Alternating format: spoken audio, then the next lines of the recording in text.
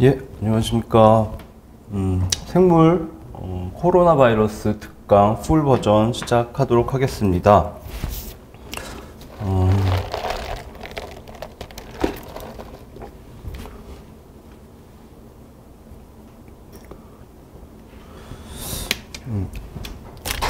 생물에서는 시사성이 있는 문제들이 출제가 되어서 마련한 특강인데요. 지금 좀 특강이 쪼개지면서 구조가 복잡해져서 그림으로 그려왔습니다. 일단 생물에서 가장 가능성이 높은 건 세 가지라고 보고 있는데요. 첫 번째 코로나 바이러스고요. 두 번째 크리스퍼 캐스9, 그 다음에 세 번째 차세대 서열 분석입니다. 그 다음에 항생제 내성이나 기타 용어는 추가적으로 넣었는데 중요도가 그렇게 높진 않고요. 네, 지금 코로나 바이러스 특강하고 시사성 테마 특강을 나눠서 지금 진행을 하고 있습니다. 두 가지를 나중엔 합쳐도 될 것 같긴 한데 일단 나눠서 있고요. 근데 좀 시험이 얼마 남지 않은 시기라서 코어 버전을 따로 각각 만들었습니다. 이렇게. 네. 그래서 코어 버전은 좀 짧게 설명을 드리고, 시사성 테마 특강의 코어 버전은 좀 자료도 좀 컴팩트하고요. 시간이 없는 분들은 코어 버전으로 공부하셔도 될 것 같고요. 시간이 좀 여유가 있으신 분들은 생물을 좀 정확히 대비하고 싶으신 분들은 풀 버전으로 하시면 될 것 같습니다. 지금 강의는 여기 풀 버전에 해당이 됩니다.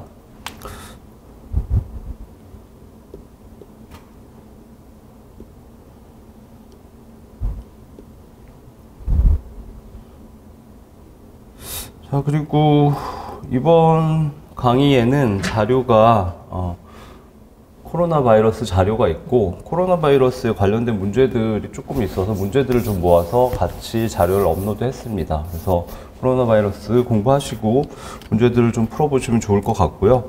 문제가 많지는 않습니다. 근데 기출문제 21년 기출문제에 코로나 바이러스가 출제가 됐는데 실제 이건 코로나 바이러스 문제라고 하긴 힘들고요.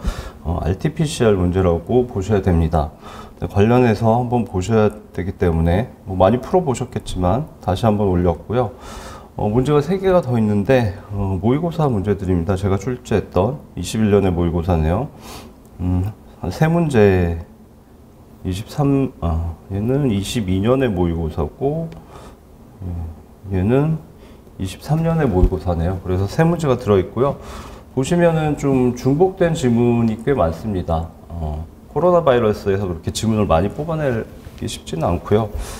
중복된 부분은 사실 중요하니까 잘 보시면 좋겠고, 이번 강의에서도 이 자료 자체에 대해서 문제 모음에 대해서 따로 설명드리진 않겠습니다.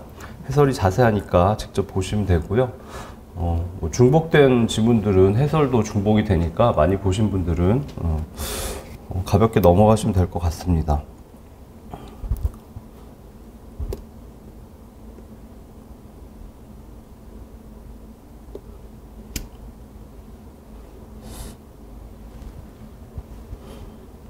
자, 그러면 코로나 바이러스 특강 풀 버전 본격적인 내용을 보시겠습니다. 자료를 잠깐 보시면 1부터 한 26페이지 정도가 되는데 앞쪽에는 바이러스 일반 이론, 그 다음에 조류 인플루엔자 바이러스에 대해서 간단히 나와 있고요. 관련해서 프라이온에 대한 내용이 나와 있습니다. 그 다음부터 페이지 5부터 본격적으로 코로나 바이러스 내용이 나와 있고요. 간단한 강의였던 코어 버전에서는 1번, 2번, 3번 바이러스 일반들은 말씀을 안 드렸고요. 백그라운드에 해당돼서. 근데 코로나 바이러스 문제가 출제됐을 때 바이러스 일반적인 이론들이 같이 지문이 포함될 수 있기 때문에 한번 보셔야 되고 공부를 많이 하셨을 것 같기 때문에 좀 빠르게 넘어가도록 하겠습니다. 자. 바이러스 일반 이론이고요. 바이러스는 생물과 무생물의 중간이라는 부분이 중요합니다. 병원체, 그러니까 사람 몸에 질병을 일으키는 생물들에는 뭐 여러 가지가 있죠. 세균, 박테리아도 있고, 그다음에 기생충도 있고, 원생 생물에 속하는 것도 있고, 곰팡이에 속하는 것들도 있습니다. 근데 바이러스가 발견되고 놀라웠던 게, 바이러스는 사람 몸에 감염을 일으키는 병원체인데 생물과 무생물의 중간이었다는 게 중요하죠. 그래서 바이러스의 경우는 숙주세포 밖에서는 그냥 물질로 존재합니다. 근데 숙주세포 내부로 들어갔을 때는 생물적인 특성을 나타내죠. 주로 뭐 바이러스, 자손 바이러스를 만들어내는 증식, 그다음에 뭐 돌연변이, 그다음에 물질 대사 이런 것들을 하게 됩니다. 그래서 생물과 무생물의 중간이라는 거 기억하셔야 되고요. 두 번째 내용, 독자 생존 불가합니다. 숙주세포 외부에서는 무생물이기 때문에 혼자서는 살아갈 수 없고 숙주세포가 있어야만 활발한 생명 활동을 할 수가 있죠. 이거를 절대기생이란 용어를 사용을 합니다. 자, 다음 3번. 위험한 감염증을 유발하는 바이러스 종류는 현재 3가지에 집중을 하셔야 됩니다. 최근에 가장 문제가 된 코로나 바이러스, 그 다음에 기존의 HIV, 에이즈를 일으키는 바이러스죠.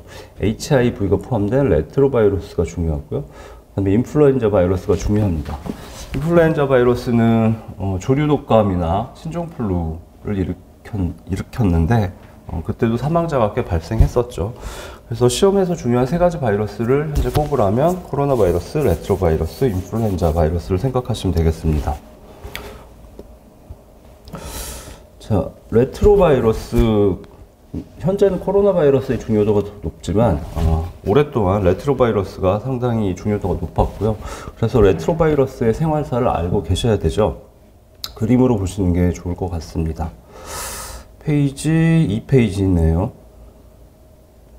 자, 레트로바이러스는 대표적으로 요 HIV를 기억하시면 되겠습니다. 에이즈를 일으키는 바이러스죠. 그래서 HIV는 휴먼 이뮤노 디피션시 바이러스라서 사람에게 면역결핍증을 일으키는 바이러스죠. 자, HIV의 구조를 아셔야 되는데 요 가운데 요 부분이 유전 물질인 RNA입니다. 그 다음에 이쪽 RNA를 보호하고 있는, 둘러싸고 있는 부분이 캡시드 단백질 부분이에요. 예. 캡시드란 용어는 기억하셔야 됩니다. 캡시드 프로틴, 캡시드 단백질. 그래서 바이러스는 필수 물질이 유전 물질, DNA일 수도 있고 RNA일 수도 있지만 유전 물질을 갖고 있어야 되고 그 유전 물질을 보호하는 캡시드 프로틴, 캡시드 단백질을 필수적으로 갖고 있습니다. 레트로바이러스인 HIV도 마찬가지 RNA를 갖고 있고 캡시드 단백질을 갖고 있습니다. 근데 바깥쪽에 이 부분은 인지질 이중충으로 되어 있어요. 세포막과 같은 성분이죠. 얘는 엔빌럽이라고 부릅니다. 엔빌럽은 뭐 뒤쪽에 스펠링이 나올 텐데요. 엔빌럽은 바이러스가 자신의 유전 물질을 갖고 만드는 물질이 아니고 숙주세포에서 자손 바이러스들이 많이 만들어졌을 때 숙주세포를 파괴하고 탈출하면서 숙주세포의 생체막을 뺏어서 가지고 나옵니다.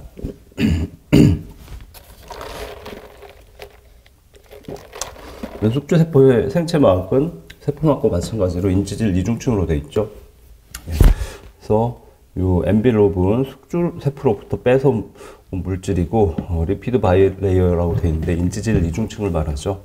나머지 부분은 모르셔도 되겠습니다. 중심에 유전 물질인 RNA, 그걸 둘러싼 캡시드 프로틴, 캡시드 단백질들, 그 다음에 바깥쪽에 엔빌롭이 있다. 한 가지는 더 아셔야 되겠네요. 여기 보시면 리버스 트랜스크립테이즈라고 되어 있는데 이 리버스 트랜스크립테이즈는 HIV 같은 레트로바이러스에서 중요합니다. 역전사 효소죠. 자, 그래서 좌측의 그림은 이 HIV 바이러스의 생활사를 나타낸 겁니다. 보시면 요 네모난 부분이 이제 숙주세포죠. 뭐 사람 세포라고 생각하시면 되겠습니다. 숙주세포를 이렇게 HIV 바이러스가 감염시키게 되면 내부의 RNA를 이렇게 집어넣게 됩니다. 근데 HIV를 포함한 레트로바이러스는 바이러스 중에서도 특이한 특성이 있는데 아까 여기 역전사 효소를 갖고 있었죠. 그래서 이 역전사 효소를 이용해서 자신의 RNA의 상보적인 DNA를 만들어냅니다. 이 부분이 이제 상보적인 DNA죠. 처음엔 단일 가닥이 나오지만 다시 DNA 중합 효소를 사용하면 이중 가닥으로 만들 수가 있습니다. 그래서 이렇게 만들어진 이중 가닥 DNA를 이 부분은 숙주세포의 핵이죠. 핵 내부에 숙주세포의 염색체 DNA가 있겠죠. 그 염색체 DNA에다가 자신의 RNA의 상보적인 DNA 이중가닥을 끼워 넣습니다. 중간에. 이걸 프로바이러스 상태라고 하고요. 그러다가 이제 자손 바이러스를 많이 만들 수 있는 시기가 되면 대량으로 자손 바이러스를 만들어서 탈출하게 됩니다. 자, 이쪽 부분이 이제 자손 바이러스의 유전 물질을 만든 거고요. 그 외에도 단백질, 자손 바이러스를 위한 단백질들을 잔뜩 만들어서 이렇게 자손 바이러스들이 만들어지고 숙주세포를 파괴하고 탈출하게 됩니다. 그림에는 자손 바이러스가 몇 개 없는 것처럼 보이지만 뭐 굉장히 많은 수의 자손 바이러스를 만들어서 숙주세포를 파괴하고 탈출하게 됩니다. 예, 바이러스마다 약간씩 라이프 사이클, 생활사가 조금씩 다릅니다. 네, 이 그림은 HIV를 포함한 레트로바이러스의 생활사고요. 코로나 바이러스 이전에 충분히 공부해서 알고 계셔야 되는 부분이죠. 자, 그래서 레트로바이러스의 생활사 부분 설명이죠. 예. 자신의 RNA 바이러스를 자신의 역전사 효소를 이용해서, 역전사 효소는 숙주세포는 갖고 있지 않습니다. 사람 세포가 숙주세포라고 했을 때 사람 세포의 경우는 RNA를 주형으로 DNA를 만들 이유가 없거든요. 물론 좀 예외적인 그 효소들이 있긴 한데 그냥 일반적으로는 없다고 생각하시면 되고요. 그래서 HIV 바이러스는 사람 세포의 역전사 효소를 이용할 수가 없기 때문에 자신만의 독특한 효소인 역전사 효소를 가지고 다녀야 됩니다. 또는 자신의 유전 물질의 RNA였죠. RNA에 이 역전사 효소를 암호화하는 유전 정보를 갖고 있어야 되죠. 자, 그 다음에 역전사 효소를 이용해서 상보적인 DNA를 합성을 했죠. 그걸 이중가닥으로 만든 다음에 숙주세포의 염색체 DNA에 삽입시킵니다. 이 상태를 프로바이러스 상태라고 하고, 에이즈의 경우는 이 프로바이러스 상태면 잠복기가 되겠죠. 바이러스가 활발하게 활동하지는 않고 숙주세포의 염색체 DNA에 자신의 유전 물질을 숨겨서 잠복하는 시기입니다. 잠복기를 보내고 나면 이제 활동하기 좋은 시기에 자손 바이러스를 대량 생산하고 파괴하고 탈출하게 됩니다. 그래서 이번엔 자손 바이러스들이 다른 숙주세포를 찾아다니게 되겠죠. 그런 과정에서 돌연변이를 유발을 할 수도 있죠.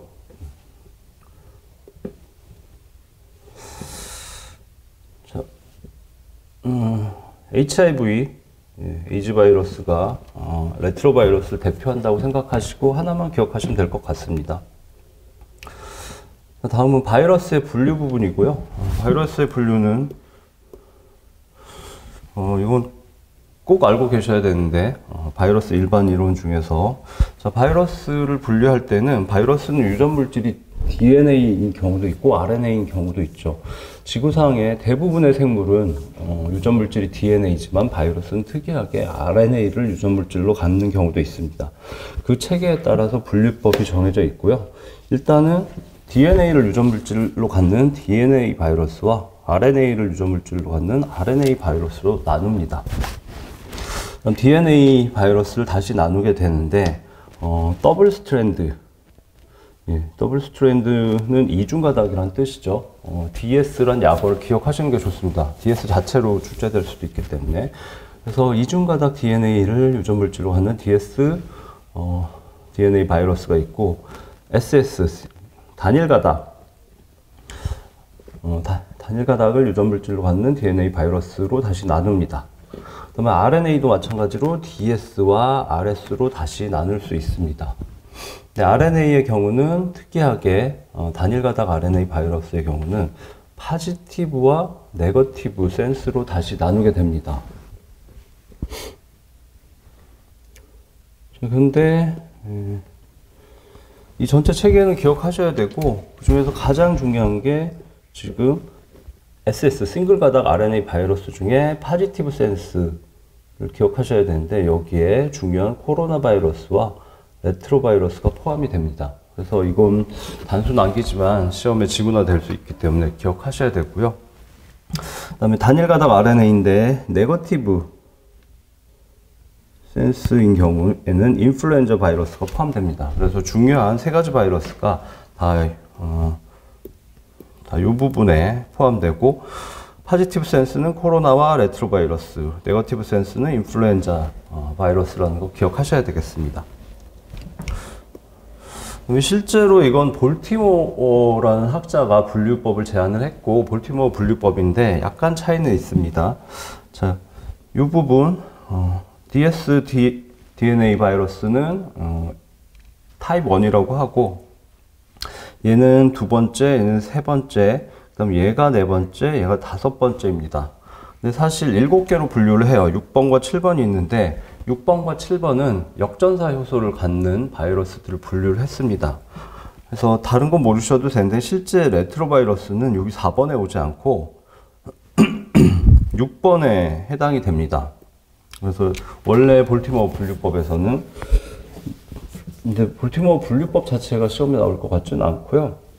레트로바이러스는 실제는 6번이라서 따로 분류되지만 특성은 말씀드린 대로 단일 가닥이고 파지티브 센스 바이러스입니다. 그래서 일단은 특성만 암기하시면 되기 때문에 코로나 바이러스와 레트로바이러스가 여기 단일 가닥 파지티브 센스라는 걸 기억하시면 되겠습니다. 자, 다시 강조인데요.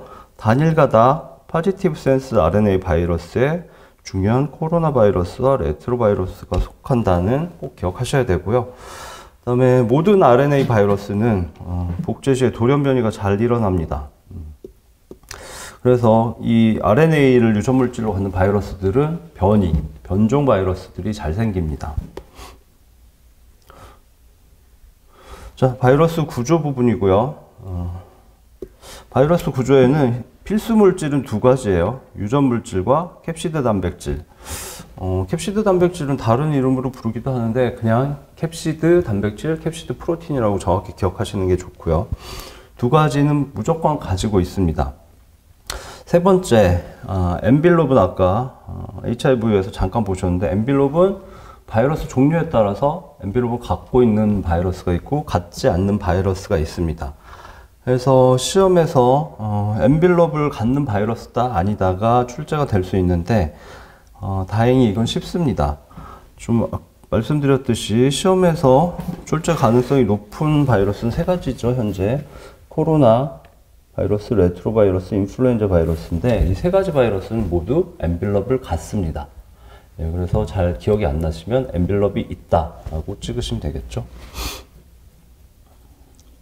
주의하실 점은 엔빌롭은 말씀드렸듯이 바이러스가 자신의 유전 정보를 이용해서 만든 물질이 아니고 숙주세포의 생체막을 뺏어서 보호막으로 사용하는 것입니다.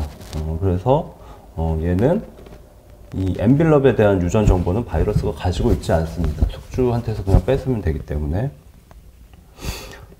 하지만 아까 말씀드린 필수 물질인 두 가지 유전 물질, DNA일 수도 있고 RNA일 수도 있겠죠. 그리고 캡시드 단백질, 이 두 가지는 바이러스 자체 물질이기 때문에 바이러스의 유전 정보에 유전 물질은 당연히 바이러스 자체 물질이고, 캡시드 단백질은 숙주세포는 캡시드 단백질을 갖고 있지 않기 때문에 캡시드 단백질에 대한 유전 정보는 바이러스가 가지고 있어야 됩니다.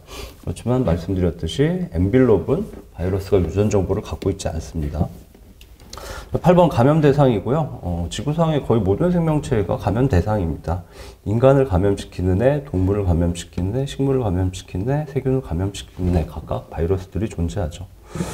자, 식물 감염 바이러스는 출제 가능성이 그렇게 높진 않은데 대표를 기억해 두시면 담배 모자익 바이러스입니다. 터베코 모자익 바이러스고 약어로 TMV라고 합니다.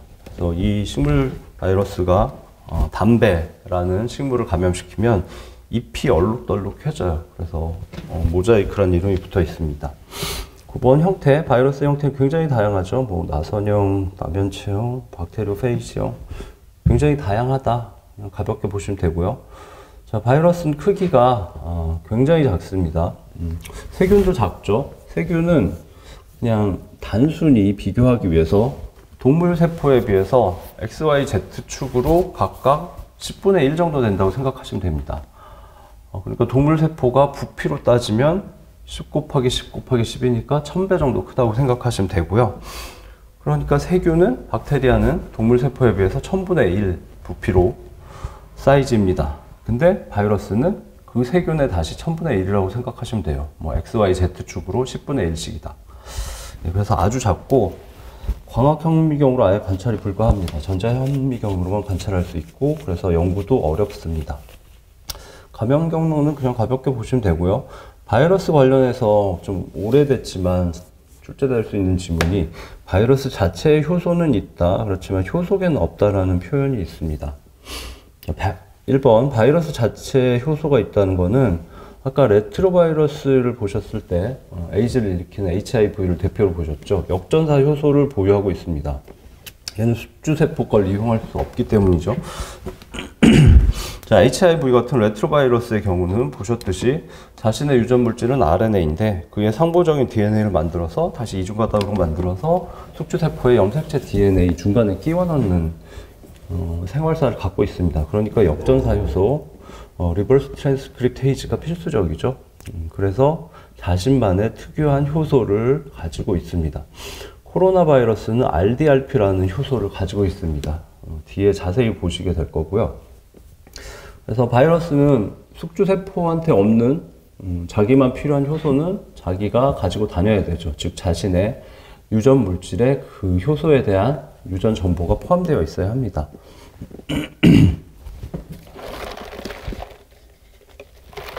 네, 2번 효소계는 없습니다. 효소계라는 거는 효소를 생산하기 위한 시스템, 물질들을 말하는데 뭐 라이보솜, tRNA 등인데 라이보솜이나 tRNA는 그냥 숙주세포의 라이보솜, tRNA를 사용하면 됩니다. 그래서 바이러스는 이런 라이보솜, tRNA 등 효소계에 관련된 물질들은 자신의 유전 정보에 갖고 있지 않습니다. 그래서 숙주의 효소계를 자신의 것처럼 이용하면 되죠. 그게 12번 지문, 효소는 있다, 효소계는 없다의 의미입니다. 자, 항생제 부분이고요. 자, 항생제라고 부르면 보통은 항박테리아제를 말합니다. 자, 박테리아와 세균은 같은 말일까요? 정확히 같은 말입니다. 삼형육계에서 처음에 세균 여기 있고 보세균 여기 있고 진핵생물 여기 있죠. 세균역에 세균계가 있습니다. 진정세균계라고도 하죠. 그 세균 전체의 생물이 박테리아하고 동일합니다. 자, 그래서 항생제로 다시 돌아오시면 항생제는 항박테리아제와 항바이러스제를 말합니다.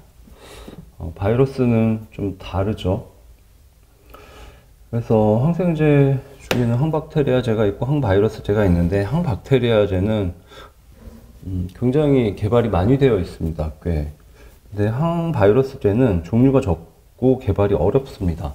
바이러스 자체를 연구하기도 힘들고 그래서 항바이러스제를 개발하는 건 굉장히 어렵습니다. 성공하면 돈이 많이 되는 부분이죠.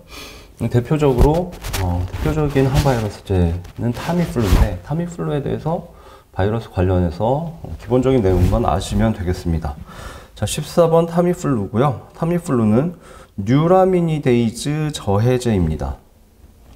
그래서 뉴라미니데이즈는 바이러스만 갖고 있는 효소인데 바이러스가 아까 보셨으면 HIV도 마찬가지고 숙주세포를 감염시킨 다음에 자신의 바이러스들을 굉장히 많이 만들어냅니다.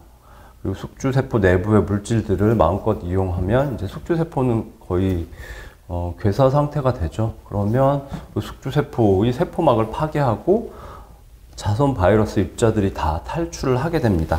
그때 사용하는 숙주세포의 세포막을 파괴하는 데 사용되는 분해 효소가 뉴라미니데이즈입니다. 자, 근데 숙주세포의 세포막을 파괴하는 효소는 숙주세포한테는 그런 효소가 있을까요? 필요가 없죠. 그래서 숙주세포는 뉴라미니데이즈 같은 효소가 없습니다. 뉴라미니데이즈는 바이러스가 갖고 있는 효소죠.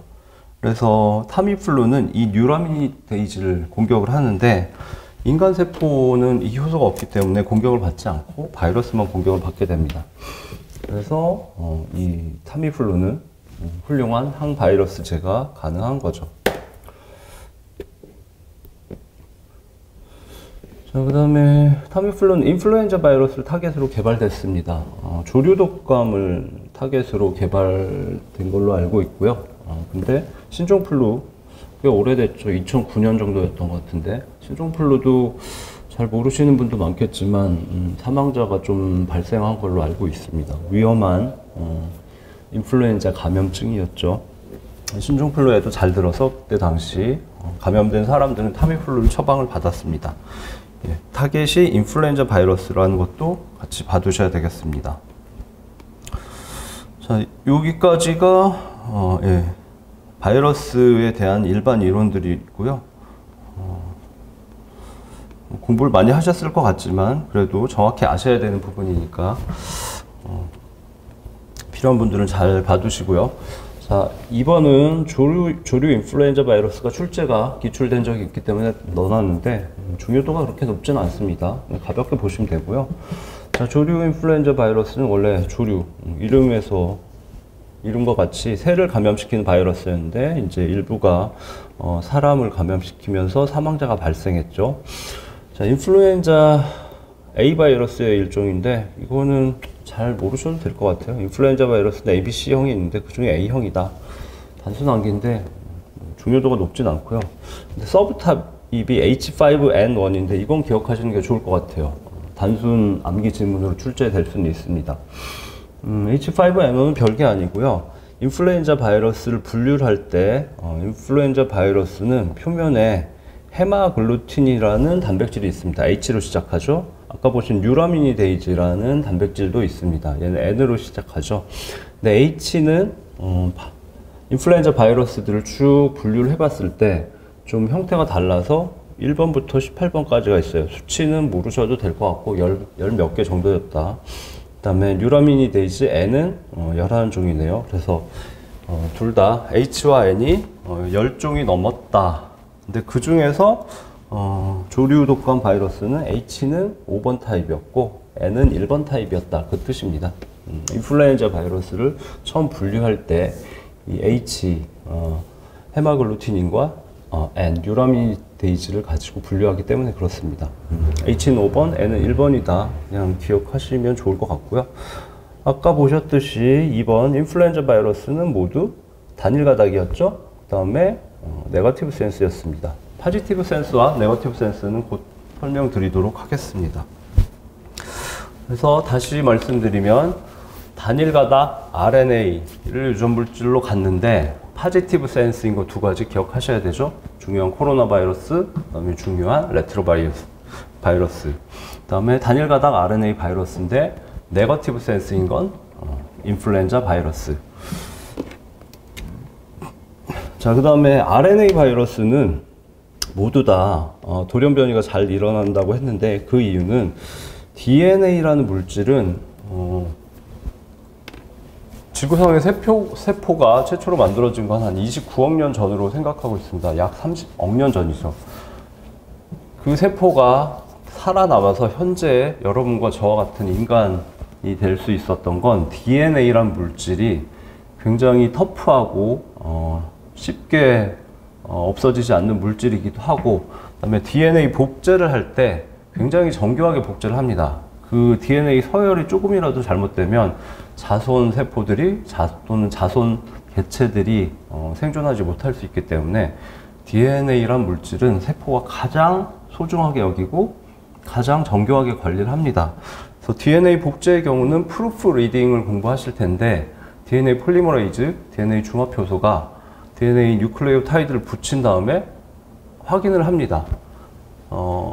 주형 DNA에 A면 T를 붙여야 되죠. 근데 A에다 C를 붙였어요. 그럼 확인을 해보고 큰일 났네. 그럼 바로 잘라버리고 다시 T를 붙이는 기능이 있습니다. 그게 프루프 리딩이죠. 이런 DNA의 경우는 이런 자가 수정 기능이 있어요. 자가 수정 기능이 있는데 RNA의 경우는 DNA처럼 그렇게 정교하게 사용하는 물질은 아니고 그냥 DNA의 유전 정보를 라이보솜에 전달이 돼서 번역이 잘 이루어지고 나면 바로 폐기해버리는 물질이기 때문에 그런 자가 수정 기능이 약합니다. 그래서 RNA는 복제할 때 돌연변이가 원래 잘 생기고, 따라서 RNA를 유전 물질로 갖는 바이러스들은 돌연변이가 잘 생기고, 그래서 바이러스의 변종이 잘 생깁니다. 자, 그다음에 이 조류 인플루엔자 바이러스는 인플루엔자 바이러스에 속하는데, 인플루엔자 바이러스는 모두 다 이 바이러스 자체만의 효소인 RDRP를 가지고 있습니다. RDRP는 RNA 디펜던트 RNA 폴리머레이즈의 약자인데, RNA를 주형으로 RNA를 합성하는 중합 효소입니다. 그래서 한 가닥의 RNA에 대해서 상보적인 RNA 뉴클레오타이드를 붙여서 다른 상보적인 RNA 한 가닥을 만들게 되는 효소예요. 근데 보시면 RNA 한 가닥을 주형으로 해서 RNA 한 가닥을 만들기 때문에 RNA 복제라고도 할 수 있죠. 그래서 다른 이름은 RNA 리플리케이즈입니다. 그래서 인플루엔자 바이러스는, 그러니까 조류독감 바이러스를 포함한 인플루엔자 바이러스는 RDRP를 가지고 있다. 얘는 숙주세포에 일반적으로 없어요. 그래서 자신이 이 RDRP라는 효소에 대한 유전 물질을 갖고 있어야 됩니다. 그래서 바이러스 자체만의 효소를 갖는데 그건 시험에서 중요하겠죠. 그래서 인플루엔자 바이러스는 RDRP, 또 다른 이름 RNA 리플리케이즈를 가지고 있습니다. 뒤쪽에서 보시면 코로나 바이러스도 RDRP를 필수적으로 가져야 돼요. 그래서 RDRP에 대해서는 좀 자세히 보시게 될 겁니다. 일단은 코로나 바이러스와 그다음에 인플루엔자 바이러스는 RDRP 바이러스 특유의 효소를 꼭 갖는다. 비교해서 레트로 바이러스는 역전사 효소를 꼭 갖죠. 리버스 트랜스크립테이즈를 꼭 갖습니다. 자, 4번 인플루엔자 바이러스는 엔벨로프를 가지고 있다. 쉽죠. 인플루엔자 바이러스, 코로나 바이러스, 레트로 바이러스 세 가지는 중요한 바이러스인데 모두 엔벨롭을 가지고 있습니다. 자, 3번 프라이온이고요. 프라이온은 바이러스는 아니죠. 근데 관련해서 자료를 넣어놨고요. 이미 광우병 관련해서 프라이온이 한번 출제가 되었죠. 자, 여기 들어간 이유는 1번을 보시면 되는데, 자, 병원체, 사람을 감염시켜서 질병을 유발하는 생물을 또는 물질을 병원체라고 하죠. 대표적인 게 박테리아, 세균이나 바이러스죠. 그 다음에 그 외에도 원생생물이 있습니다. 말라리아 원충 같은 경우는 원생생물이죠. 곰팡이, 무좀을 일으키는 건 곰팡이인데 치료가 굉장히 어렵습니다. 진핵생물이죠. 원생생물도 진핵생물이고, 기생충, 회충 같은 기생충. 근데 거기에 프라이온이 포함이 됩니다. 병원체에 프라이온이 포함이 되기 때문에 이 자료에 들어있는 거고요. 근데 여기서 중요한 거는 병원체가 생물이냐 무생물이냐는 정확히 식별하셔야 돼요. 자, 원생생물, 곰팡이, 기생충은 진핵생물이고 명확한 생물이죠. 그 다음에 박테리아, 세균은 원핵 생물이고 얘도 생물이죠. 근데 바이러스는 특이하게 생물이기도 하고 무생물이기도 하고 중간이라고 할 수 있습니다. 근데 프라이온은 무생물이에요. 얘는 변형 단백질이고 병원체 중에서 확실한 무생물입니다. 그래서 그 부분은 좀 중요하고요. 프라이온 자체는 공부를 많이 하셨을 것 같아서 빠르게 보시면 변형 단백질인데 프로틴 폴딩, 단백질 접힘이 제대로 일어나지 못한 변형된 단백질입니다. 생물이 아니고 무생물이고 물질이다 기억하셔야 되고, 이름은 프라이온인데 프로틴, 단백질에서 PR을 따고, 그 다음에 아이온은 감염성 입자를 의미합니다. 그래서 단백질 성분으로 된 감염성 입자입니다. 그다음에 5번 먼저 보시면 이제 변형된 프라이온 단백질들이 결합해서 단단한 구조물을 만들고, 웃기는 거는 주변의 정상 단백질도 계속 변형이 돼서 변형 단백질이 됩니다.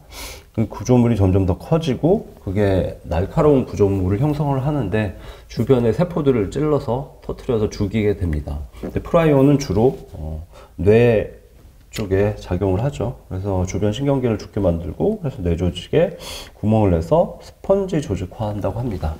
그래서 광우병에 걸린 소의 뇌의 사진을 찍어보면 이렇게 스펀지처럼 구멍이 뻥뻥 나 있어요. 뇌의 스펀지 조직화죠. 네, 보셨듯이 그래서 4번 뇌신경계에 치명적인 퇴행증을 유발합니다. 그 다음 요거 세 가지는 꼭 암기하셔야 되는데, 소의 경우 광우병이었죠.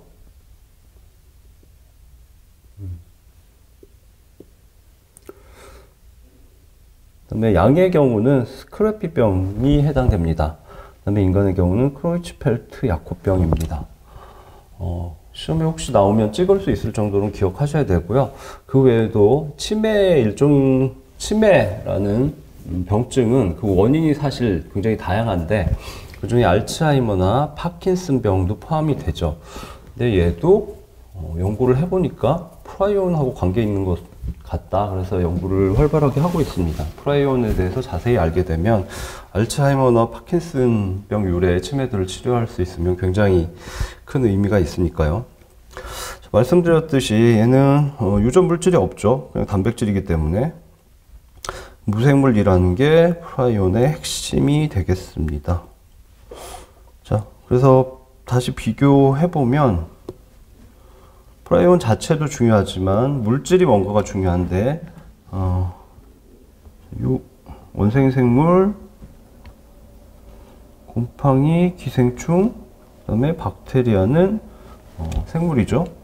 바이러스는 생물이고 무생물, 중간이죠.